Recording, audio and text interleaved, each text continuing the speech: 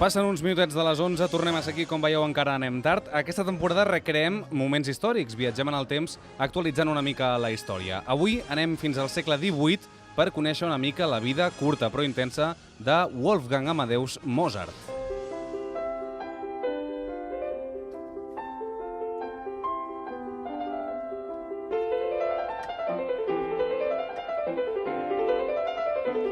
Any 1790, Viena. Un Wolfgang Amadeus Mozart que just passava la trentena ho petava bastant amb el tema de la música. Vaja, que era bastant el puto amo. Però què hagués passat si Mozart hagués conviscut amb el gran Kinder Malo?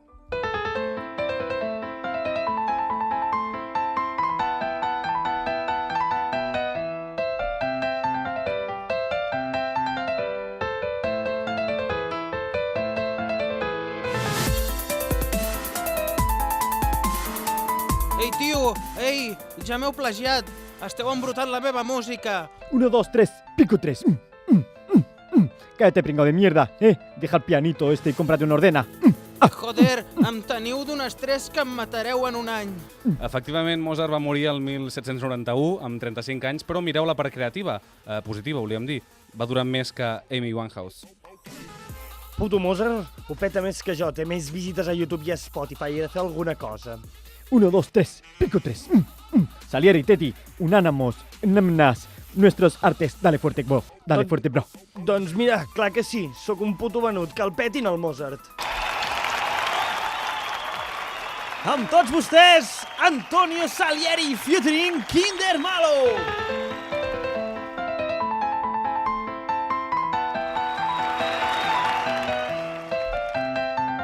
Salieri i Malo ho van patar bastant i Mozart va morir fastiguejat igual un any després.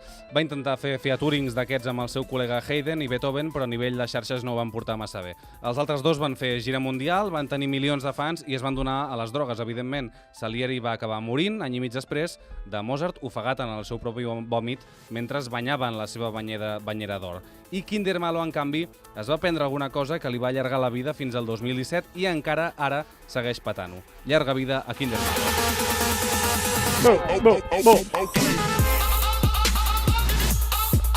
Bo.